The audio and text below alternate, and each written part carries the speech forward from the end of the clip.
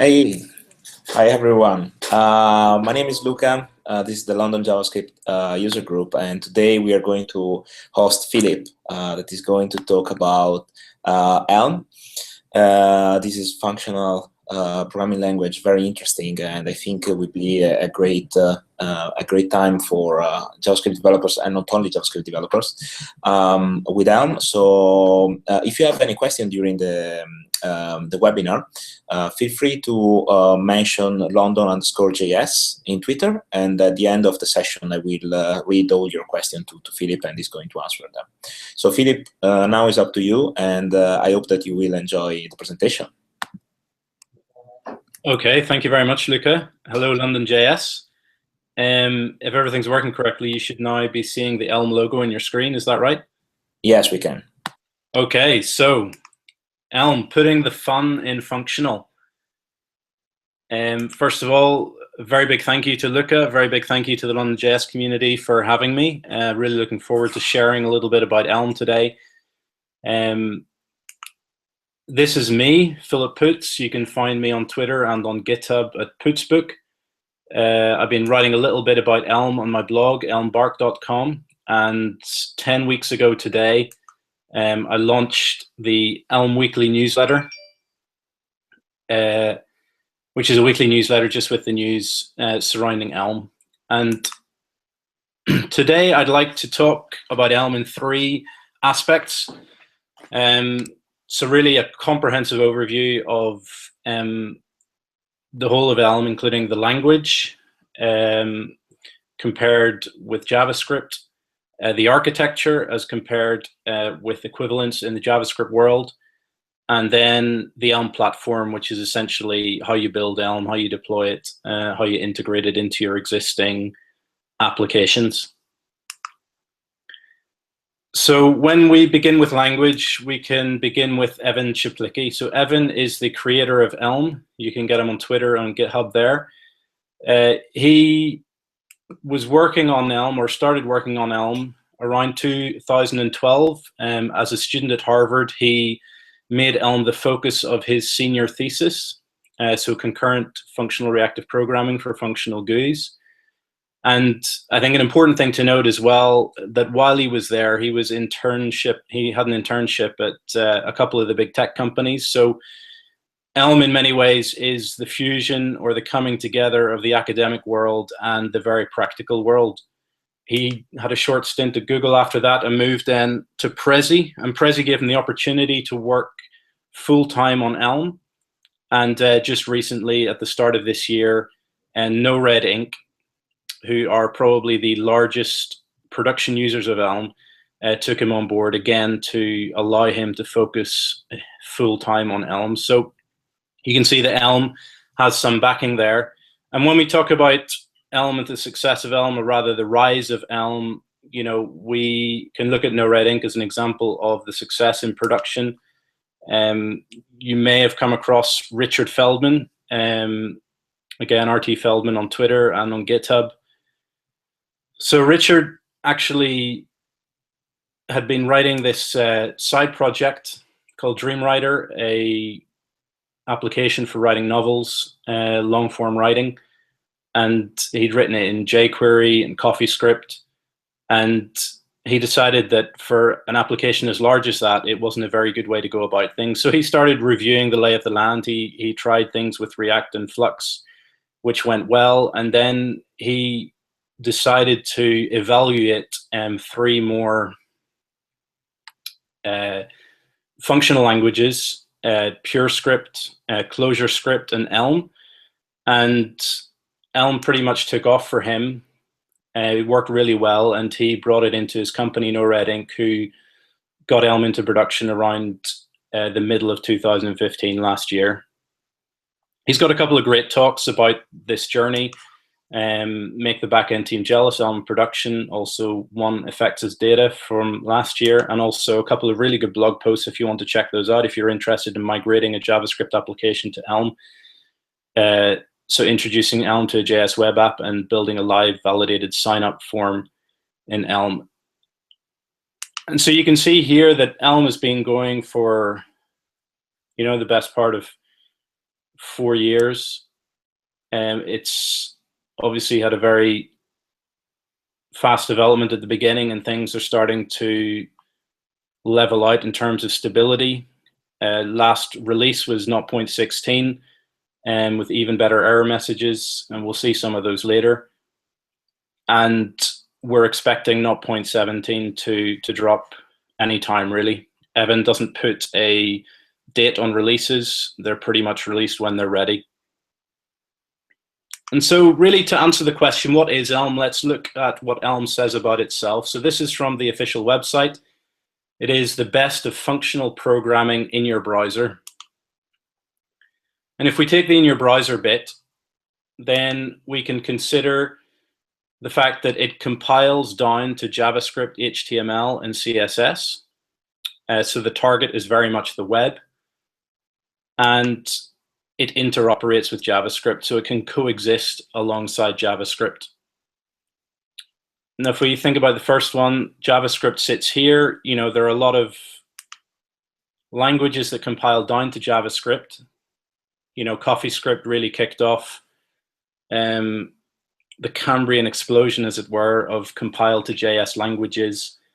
We have Babel more recently, things like Flow from Facebook and TypeScript,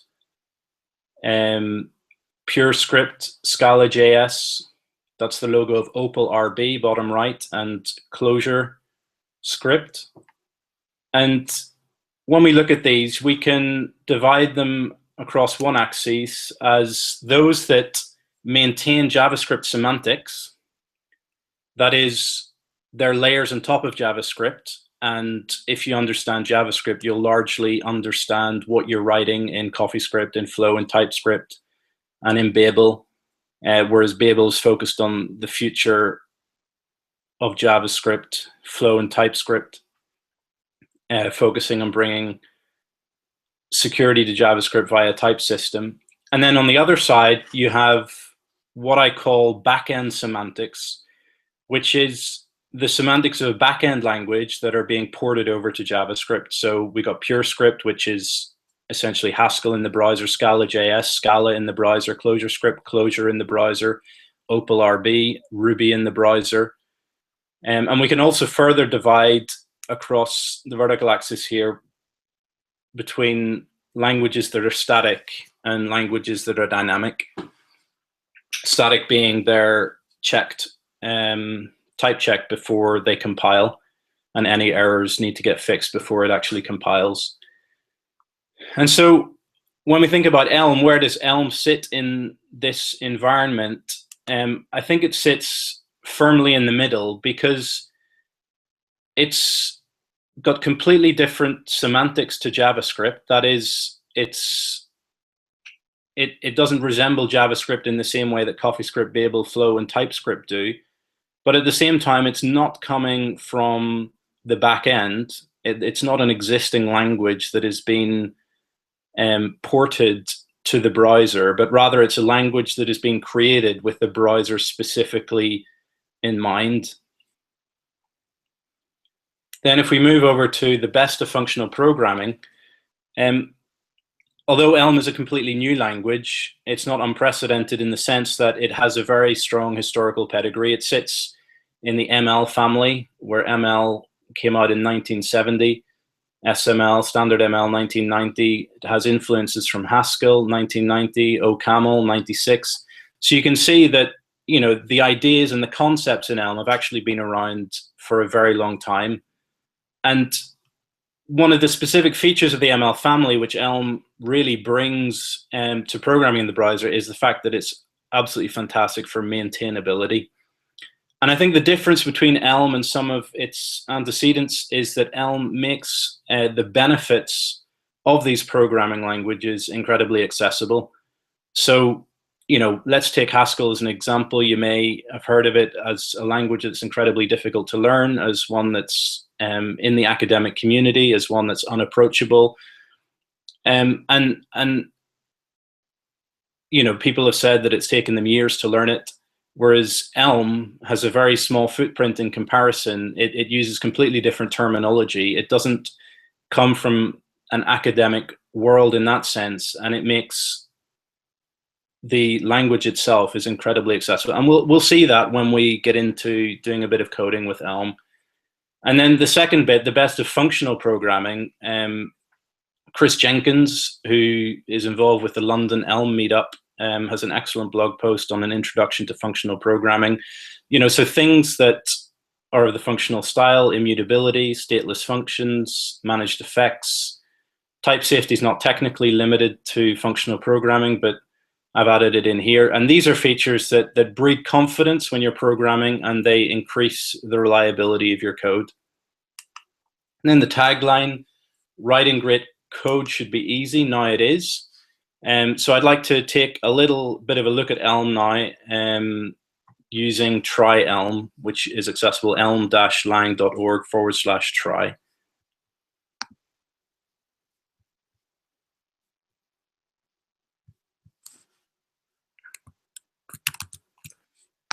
So here we are. This is the online editor for Elm. Can we all see that? Yeah, we can. Okay, perfect. And here we go. We can click on here. It's got some great examples. Hello world. Okay, this is a little better. I'll make the text a little bigger. How's that, Luca? Yeah, it's perfect. Okay, so as you can see, we're importing the HTML module. We've got a main function. This main function is part of Elm. It kicks everything off. And all we're doing here is we're putting the string here into a text function, which is rendering it to the browser. So if I hit compile here, you can see hello London.js. And as you can see, it's a compiled language, so it doesn't immediately update. You need to compile it before the browser can see it. And that's not too unlike Babel and a lot of the modern JavaScript that we're writing. Often there's a compile step. So if we go here, we can write some JavaScript on the left-hand side, and it gets compiled to what's on the right. So let's take a simple function. This is one that Richard Feldman used that I quite like. A pluralize function. So we'll write that in JavaScript.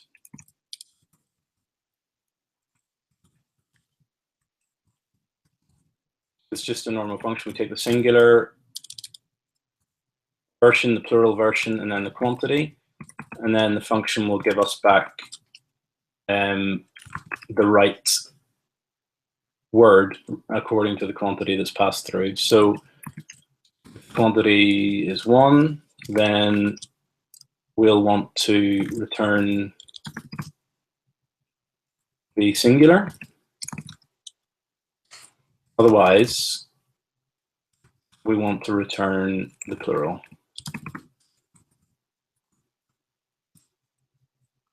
Now we just console.log pluralize apple.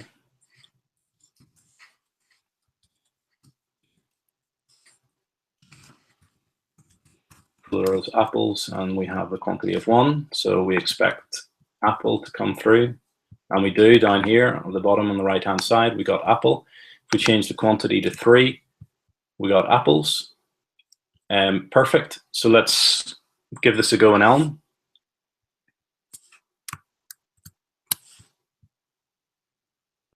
So similar, we'll leave that there for the moment. Just define a new function. Pass through the arguments. You can see that it's a little bit different to JavaScript. There's no commas, there's no braces. If the quantity is 1, then we want to pass through the singular. Otherwise, pass through the plural. There we go. We'll just say here, pluralize apple, apples, 1. File. We got apple. We change the quantity. We got apples. Perfect.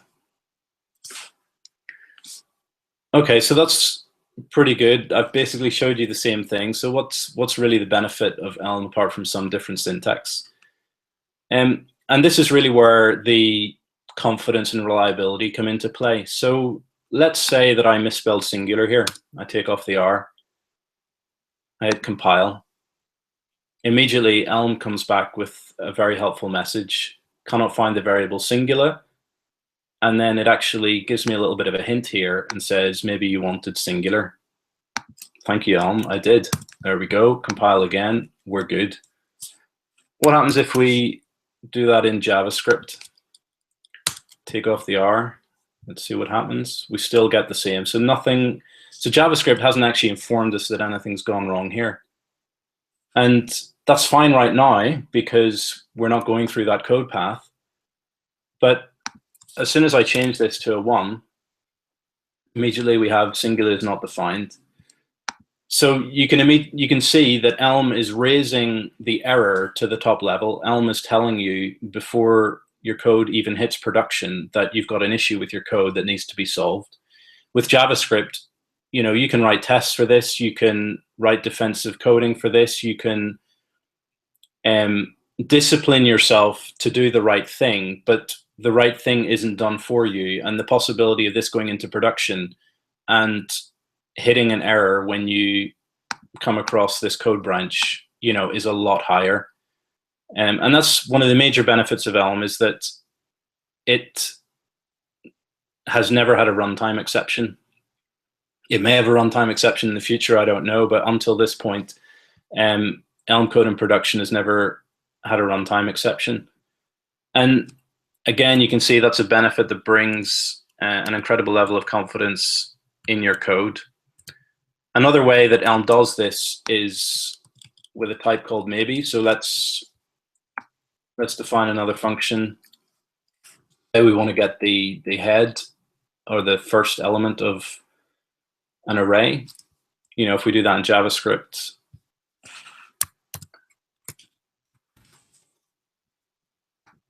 on here, we want to return the first element, and we can do that with. This is a bit of a contrived example, but we can do this with a function head, pass in an array. And all we need to do here is return first element. And this is great. Let's pass it an array.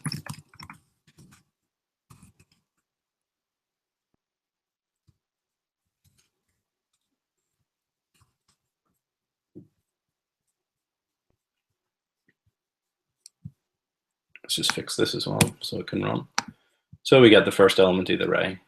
If we go back to Elm and we do the same function,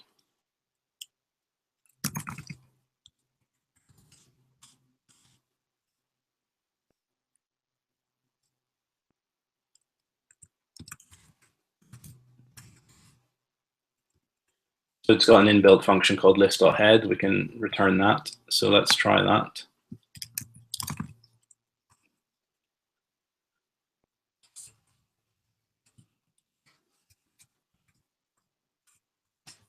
Okay, we're expecting 1. Oh, but we got a problem. So it says the argument to function text is causing a mismatch. Function text is expecting the argument to be string, but it is a maybe number. So let's just change that to string.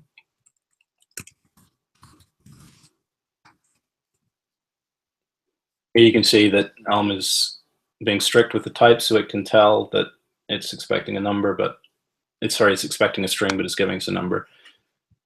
So we see here it's got just 1, which is a bit strange because we expect to have 1 here and not just 1. So Elm has this type called a maybe type, and it looks a little like this: just a or nothing. And the key behind this is there is the chance that list will have nothing. So if I pass an empty array here, it'll have nothing. If I do that on the JavaScript side,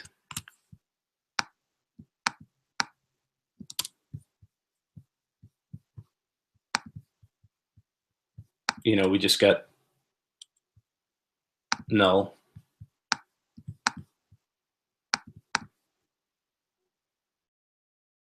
But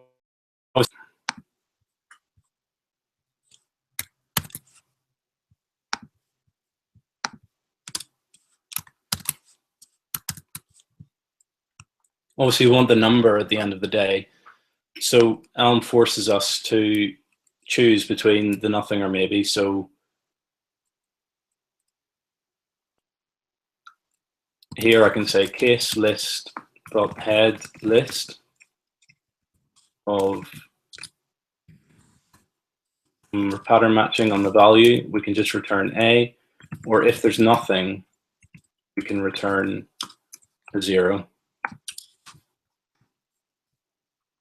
And you can see for an empty list it has 0 rather than null, and for a list 1, 2, 3, it'll return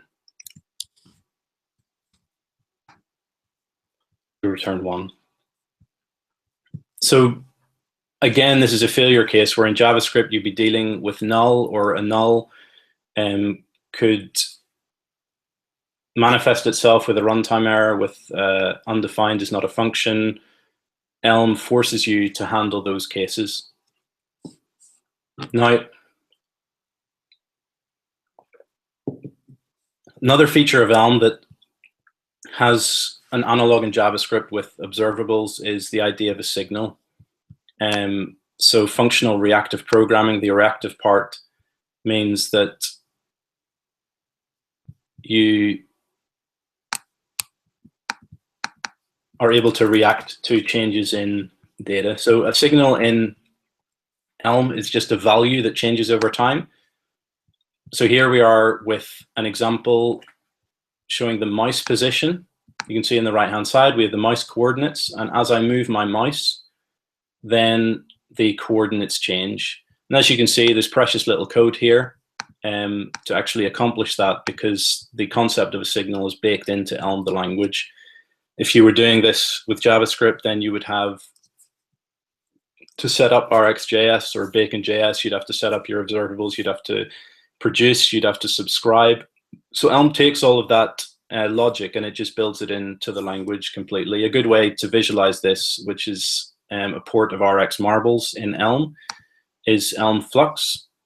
So I'll just refresh this here. And as you can see, we've got mouse clicks. So I can click the mouse and you can see that the mouse has been clicked. You can click it faster. You can see the signals being passed through into the Elm runtime. And basic signals, Elm has the mouse baked in. It's got the keyboard as well, so the keyboard arrows. I can hit the up key, the left key. It's giving me the values across X and Y coordinates. Press another key and it gives me the character code, which then we can translate into a character. It's also got the window dimensions here. I'm on full screen, so I'll not do that at the moment. And these low-level signals give us a lot of possibilities for handling all manner of user input. And we can do, a variety of things with that. We can map. So you saw the key presses, it gives us the key code. And if we map it, this code here gives us the D. We do that with a number of characters there. We can filter. So it's only, you can see I've pressed a D and an F, and when I press a digit, it's actually going to show. So we only want to listen to digits. We can do that easily. We can merge signals. So clicks and key presses.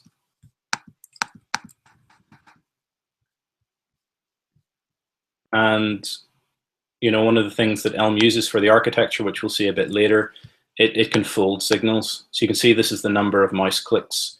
We got the signal mouse click here, and then this is just adding up the total. So you may have come across observables in JS. These are signals in Elm. In Elm, we just talk about them as values that change over time, and they don't require a lot of setup code. They don't require a lot. You can see here that we're just subscribing to this low-level signal and operating on it here.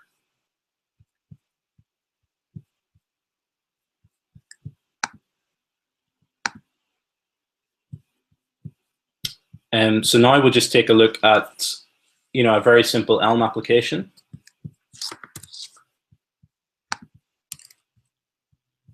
So we'll go back to the code editor, and what we want to do is import the HTML library.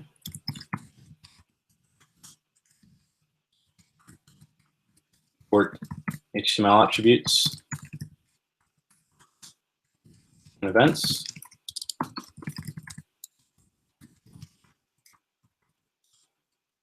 And we're also, to start off with, we're just going to have a main function, text,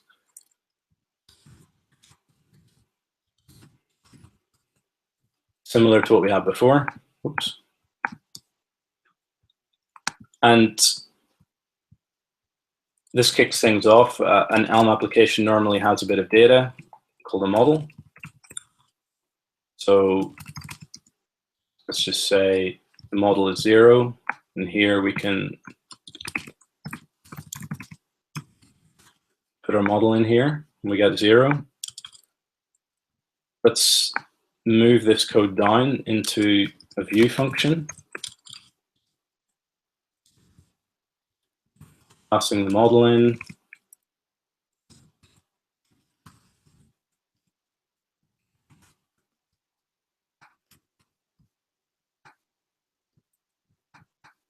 We can just swap this around.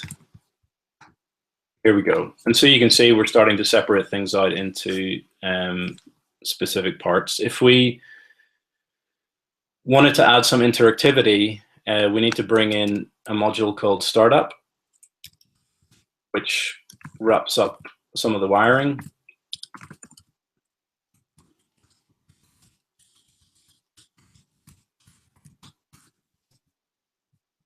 Then what we can do is we can add an update function. So, this is just a classic simple application, the counter application. We're going to have a model, and then we're going to have a couple of buttons to increment and decrement, and we'll see how that gets put together in Elm.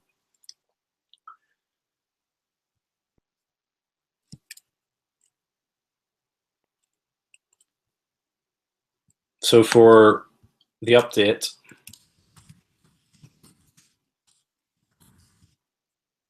we're going to have an action of increment, and when we do that, we add one to the model. What's important to note here is we're not actually modifying the model, we're just returning a new model. So Elm is immutable, values in Elm are immutable, so we're just returning a new one. And then if we're decrementing, now these two things here need to be defined, so we're going to define them here. This is a union type, so an action value is either going to be increment or decrement. And then we can wire these up in the view.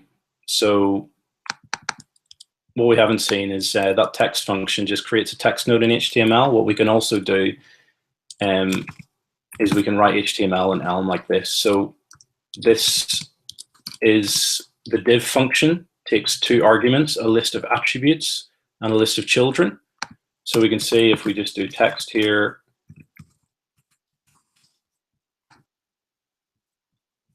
this is a div. We could change it to an H1. And for all of the HTML tags, there's a function in Elm to do that. So what we want is we want to display the model.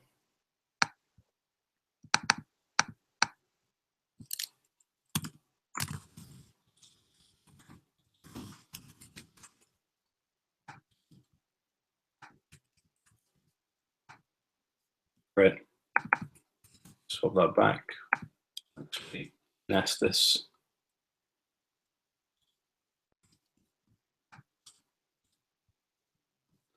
And we need a couple of buttons. So a button, identical. With button tag, what we want is we want the action handler. On click, we need an address, which is what startup uses to wire things together.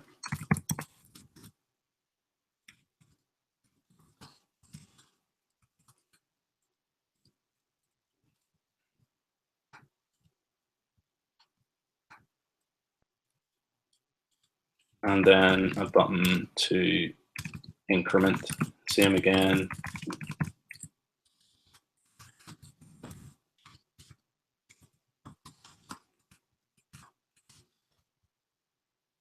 And this address actually needs to be passed through. Startup wires that up for us. Compile, models causing a mismatch.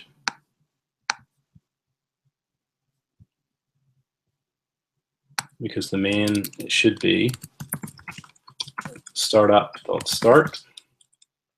And then we're just passing through the model, view, and the update function.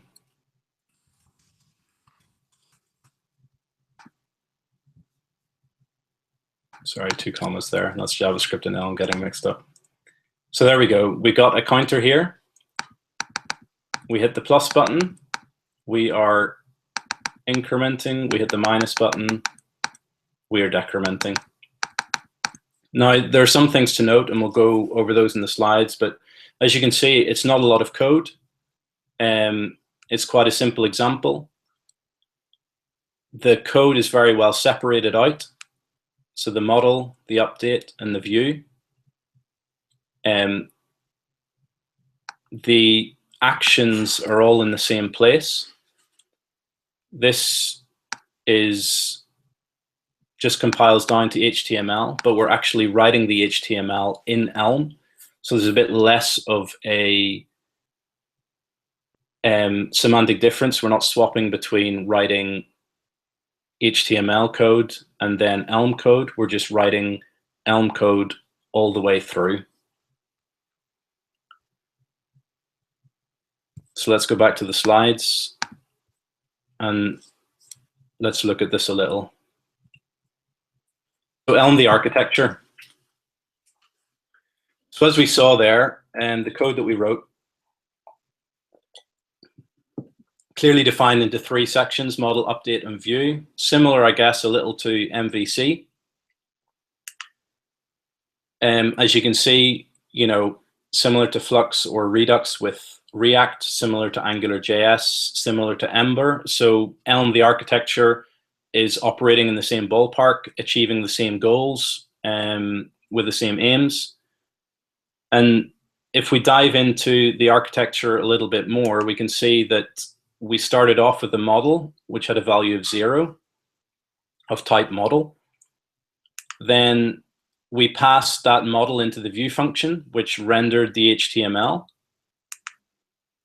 The user clicked a button, which sent the action as data. So the action is decoupled from the view completely. So we're sending a bit of data to the update function. And then the update function is operating on that and returning a new model, which is based on the old model, and then passing that through. And then what happens is the model gets updated,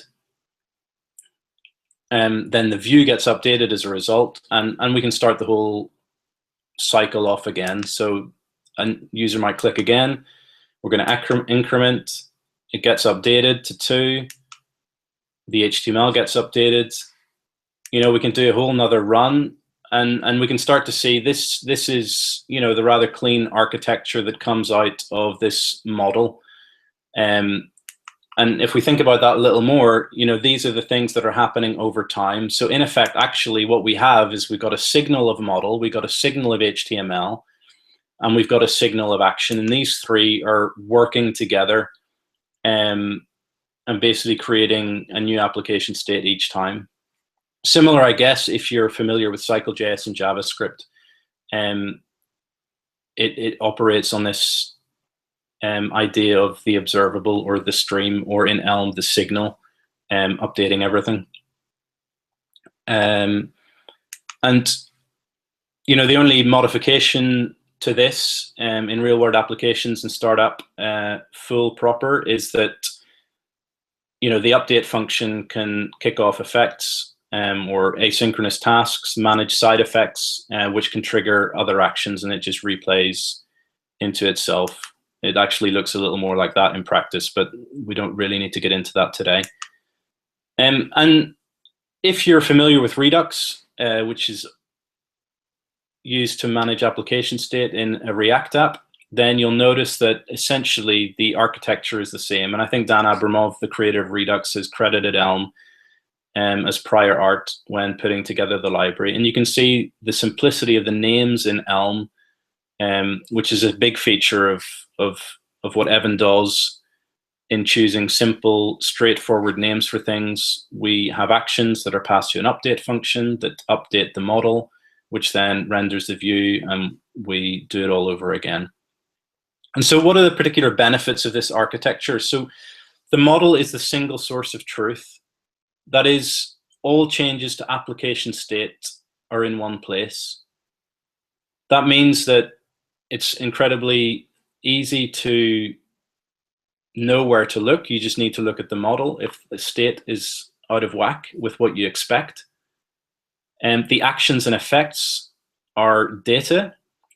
That means that they're decoupled, so there's no tight coupling between any of the three components. And this is interesting. It means they're also replayable. So if the actions are just data, then we can record, or rather serialize, our set of actions and take our state in terms of the model, and we can actually replay a set of actions. So, one of the practical benefits of that might be when debugging, if an error occurs, then we can take a snapshot of the state, we can take a snapshot of the actions that led to that state, and then we can, put that together on a test machine to figure out why things went wrong.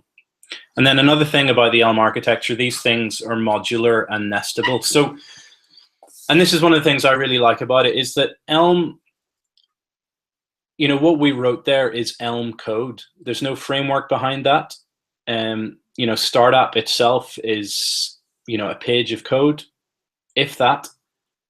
And we're not pulling in a bunch of foreign concepts of controllers or models or anything like that. We're just using the simple constructs that the Elm language gives us to put things together. And that means that all of the benefits that you get from the language, in the sense of functions and modules, they're at the top level for the Elm architecture. So whenever you're organizing your code for your application, it's identical to how you would organize your code for, for anything else.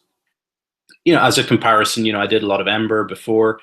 There, everything is inherited from the Ember classes, and you basically have to hook into what they're doing. With Elm, you don't have any of that. It's very simple on that level. We can see that. So let's actually try and add a reset feature. And if this was a live audience, I'd probably try and, as in if I was there in the room with you, I'd probably try and get one of you to actually add this. So we want a reset function, and all we want to do is, when we hit a reset button, we want to reset the model to 0. So we know where to look. We have actions. So we want to add an action of type reset. What do we want when this action happens? Right, we just want to return 0.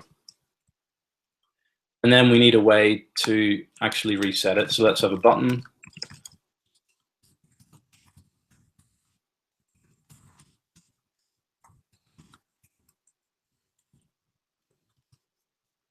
Compile. Hit the reset button, and we're at 0. Now, what's interesting, and again, just to highlight some of Elm's robustness, if we take this off and we hit compile, Elm's going to tell us that we don't have a branch for all possibilities. So because we added reset here, Elm is expecting us to make to handle that in our update function. You need to account for the following values: main, reset, add a branch to cover this function. I don't know how many times this has saved me.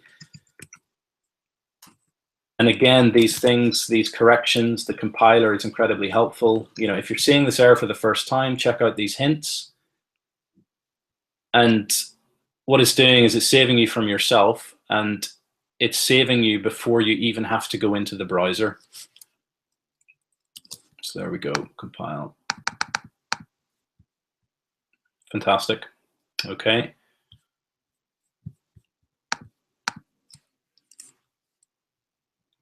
And now I'd like to talk about the platform. So Elm is made up of a number of tools. To install Elm, you can install it from the website, or you can install it via npm. You can get the details on the official website, where I shall have a link to at the end. And there are a number of tools that Elm gives you: the Elm Reactor, the Elm REPL, Elm Package, and Elm Make. Elm Make is probably the most important, and we'll leave that to the end because we can get into how we might go and integrate Elm into an existing application, or set up Elm as part of a larger development stack. So the Elm Reactor is pretty cool. I don't want to go overboard in this because at the moment there are a couple of bugs with the reactor which mean it doesn't operate as it should, but this is one of the real selling points of Elm. And we can go to debug.elm.org here. And so one of the benefits that comes out of the fact that Elm is functional, immutable, the fact that things don't change, the fact that you can serialize the actions, is that we can have an excellent debugging experience. So this was put together as a simple game. Mario, you know, we can move Mario around. We can jump around, move back again. And then what I can do here is I can pause and I can go back in time. You can see Mario jumping there, back in time. And go forward again. And what I can also do in this is I can change gravity, if I can find it.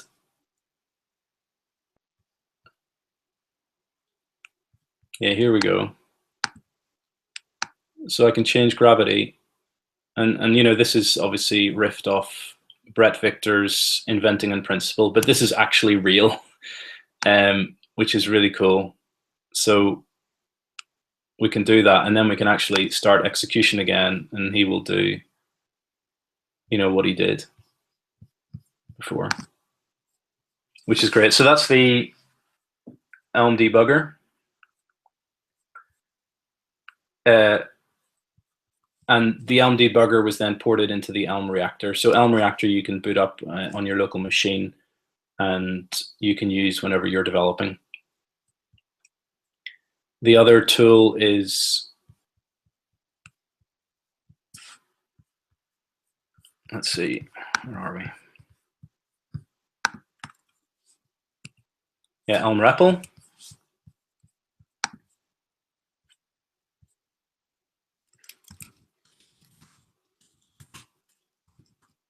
So read eval print loop for Elm. Here we are. We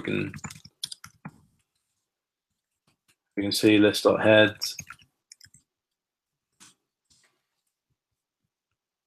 For some reason it's a bit slow. You can see the type, maybe number, and the value just 1. 2 plus 3. You can do everything, you know, you can do in a normal REPL. Concat a string.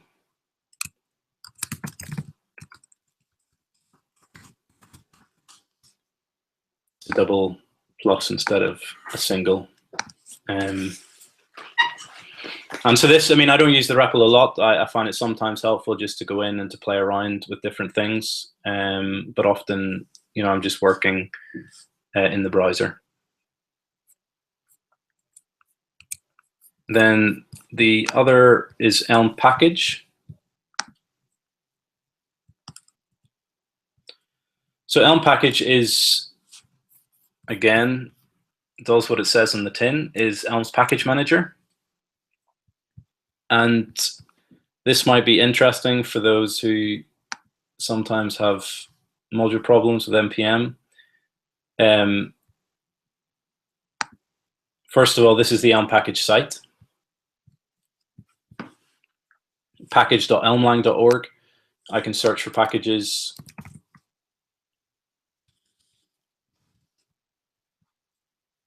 You know, I can browse the documentation.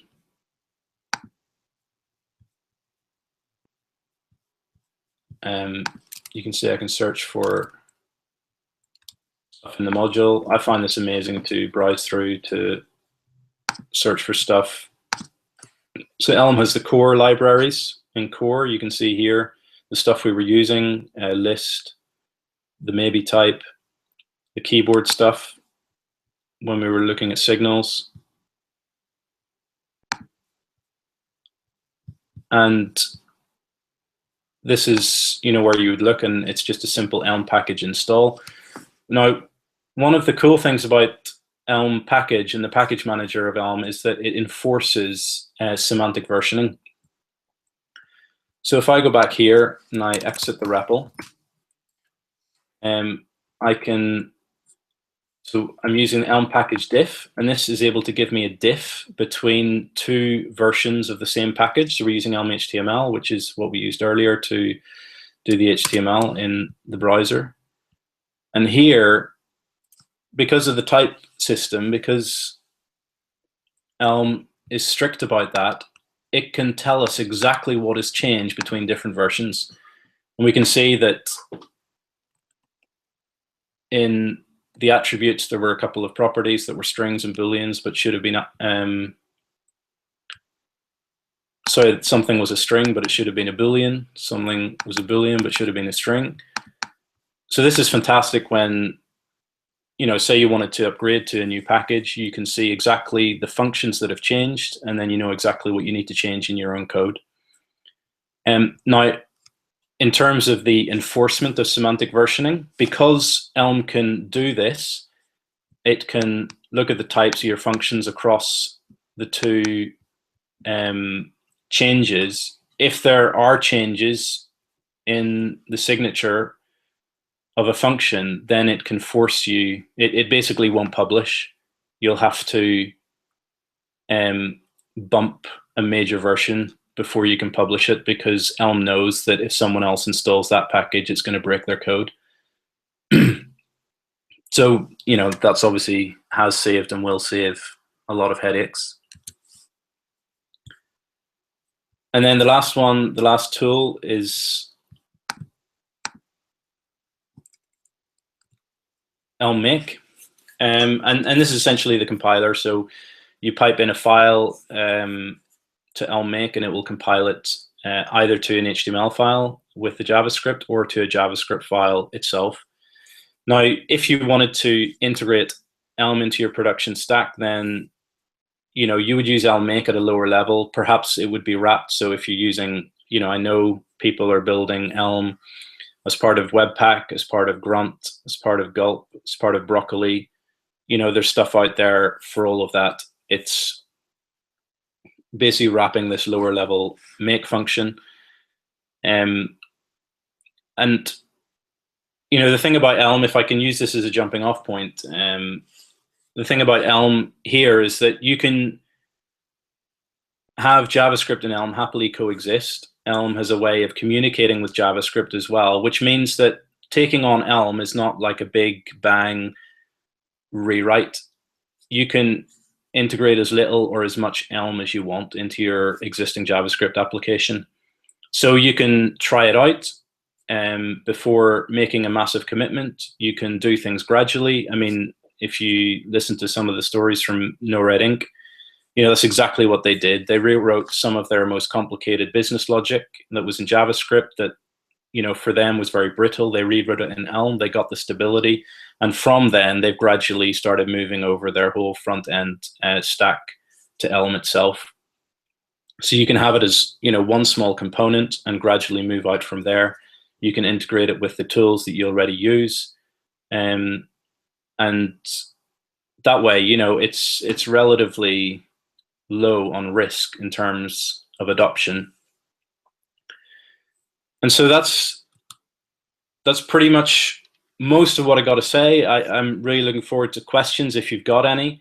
I hope I've done Elm justice in showing you a little bit about, you know, a little bit of the benefits that Elm brings you. I love Elm personally for, you know, the fact that it gives me the confidence in my code, the fact that it gives me the ease of changing my code, the fact that the type system, the compiler has my back, and it's always giving me helpful feedback about the things that I've obviously done wrong, whether that's like a typo or I've put a string where I need an integer or some of the, you know, the other things that we saw. And also on a conceptual level, you know, I really like the fact that it's, you know, it's really simple. You know, it is a functional language. It will take time to get your head around some of the new concepts and things, but at its core, Elm brings a lot of simplicity to, you know, a JavaScript world where often there are 101 different things going in 101 different directions.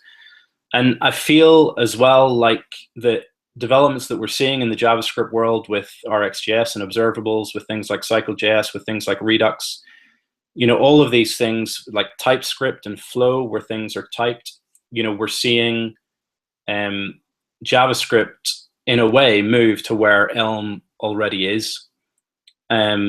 And so it's, what I would say is it's worth learning Elm. If you have the time, it's worth learning Elm, even if you don't intend on using Elm, because it gives you an insight into a lot of these other concepts, but it does so without a lot of the noise of the setup that comes with importing a bunch of JavaScript libraries. So thank you very much. I don't know, Luca, if there are any questions. Yeah, just double check on the social, but I didn't find anything. So I think that if you can share with us also your Twitter or email, I think the guys will contact you later on. Yeah, certainly. So my Twitter is Pootsbook, P-O-O-T-S, book. My email address is philip.poots@gmail.com. Cool. So Philip, thank you very much for this introduction. I found it very, very interesting. I hope that the other guys found it as well. Let me double check the last time on Twitter or on the chat if there are any questions. There aren't. So thank you everyone to attending this this webinar, and thank you Philip again. As you know, this webinar is recorded, so you will find in 10 minutes on our YouTube channel. So thank you again, and have a great weekend.